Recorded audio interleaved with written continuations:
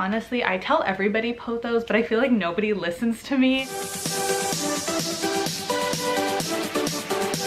Hey guys, my name's Noah. Welcome back to my channel. If you are new here, welcome to my channel. Today, I'm just going to be talking about my top 5 houseplants that every beginner houseplant lover needs in their life. I've had these plants for quite a while now and I just love them. Every time I look at them, they're so underrated. Like, people do not ever talk about these plants really, and I just think they're so beautiful and so fun to watch grow and very easy to take care of. So make sure you stick around for this whole video so you can get some care tips and tricks on taking care of these houseplants if you are a beginner plant lover. Let's get right into the video. Before I get into the video, let's just please apologize for my background. I've got moving boxes everywhere. I know you can see them, but this is just how it is right now because I am moving. If you have not followed my moving process, make sure you watch that after you watch this video because it's been so fun and I am traveling with over 50 houseplants to a different state. So it's very interesting.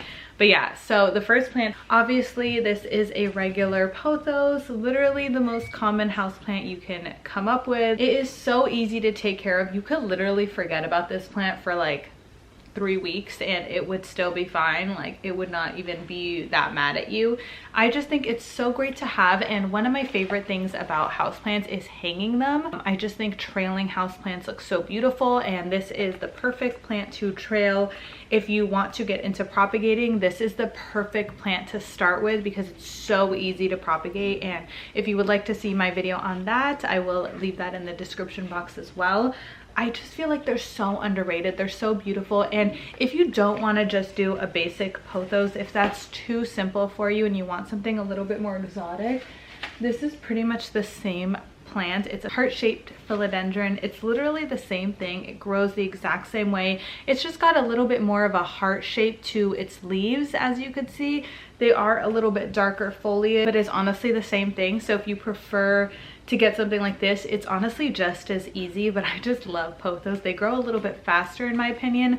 Not that this one doesn't grow faster, it really does, but the Pothos is just a little bit easier. Really very, very similar. So if you want to get a heartleaf philodendron, you can. They also come in other varieties, and they're honestly just as easy. This is a neon philodendron, so it's the same thing, heartleaf philodendron, but it's the neon variety. Just doesn't grow as fast for me. Also, Pothos come in many varieties. There's the marble queen, there's the jade Pothos, there's satin Pothos, so you can definitely have fun with it if that is the first plant you want to start with. I have all of those, so I know how easy they all are. None of them are difficult at all. So if you want an easy houseplant, honestly, I tell everybody Pothos, but I feel like nobody listens to me.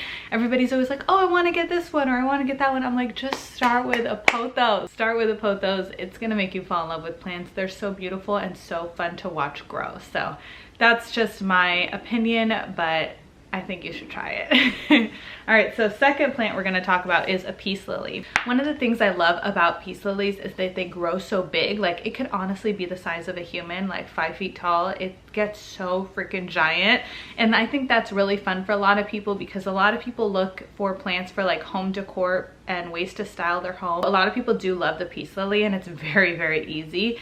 But I just wanted to throw in a little bit different and say the domino peace lily. This is the one that just has some white variegation on the leaves, and it's the same. It grows exactly the same. It's just as easy. It's very, very big, as you can tell, and it gets blooms in the springtime, which are just so beautiful to watch. And the cool thing about peace lilies is if you forget to water it, the leaves droop down like super sad like this, and it just kind of tells you like, oh, water me now. As soon as you water it, you can watch it within minutes move back up. Very easy. Like, I don't even know how you could kill a peace lily unless you're just over watering it. That's the only way, because they're just so easy to take care of, you know? All right, so the third plant I want to talk about is a Monstera deliciosa. And if you know, I've had quite a run-in with this guy, but it's been fun. Like, I've really enjoyed having a Monstera. Again, it's a beautiful large plant that's a beautiful decor piece, very easy to propagate, has beautiful holes in the leaves. It's kind of like the classic plant, right? Like when you see a movie or a TV show, like they always have a Monstera in their decor or background or something like that. Very, very easy to take care of. It can do well in low light situations. It can do well in high light situations. It's honestly gonna thrive either way.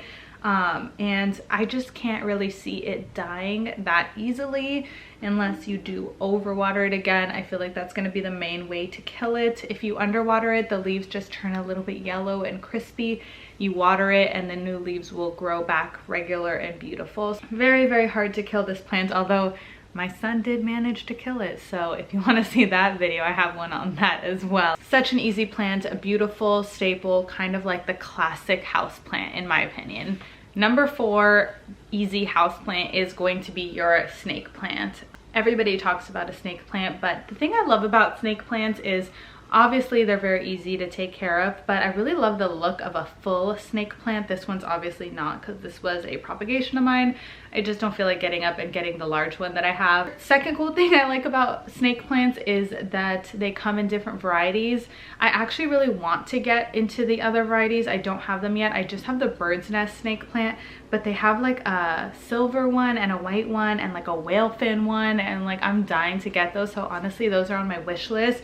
But I think that that's really fun, because if you do well with this basic one, then you can start getting into some of the other fun ones. And I hear that they're all very simple to take care of. Do well in low light situations, high light situations. You don't have to water it often. Again, the only way to really kill this plant is to overwater it. As long as you're not overwatering it, you're fine with a snake plant, and they are, again, beautiful decor pieces. So I definitely recommend this if you're a beginner plant lover. All right, so the last plant I want to talk about is in the Monstera family, but it is a very special plant to me. I just think it's so beautiful, and it is this guy right here. And this is pretty much called the Swiss cheese plant, as you could tell by all the holes in the leaves. Okay, so this plant that I'm throwing in here is going to be a little bit harder than the other 4 that I mentioned, and I wanted to throw this in here because if you have the other 4 and you're looking for your first rare plant, I feel like this is a very good one to get. Everyone who comes over and sees this plant always comments on it and says like, wow, what a cool plant. Very, very unique, and I think that that's special and important to have in a house plant. This one also trails either up or down the way, any way that you want it to trail, and it grows very fast. The reason I'm saying it's not easy is because, as you could tell, this happens a lot to the leaves. So I think that it's kind of a cool way to really learn about taking care of difficult plants, but it's not like super difficult like a calathea or an alocasia. It's a lot easier than those plants, but it is a good way to like dip your feet in the water and kind of learn about a more difficult plant to take care of, but it's still easy. So once you have mastered this one and you've mastered some more difficult ones, then this one becomes easy for you. But if you are a beginner, it's not necessarily going to be easy right off the bat, if that makes sense. I think this is a great way to dip your feet in the water, because this one really likes a certain amount of water.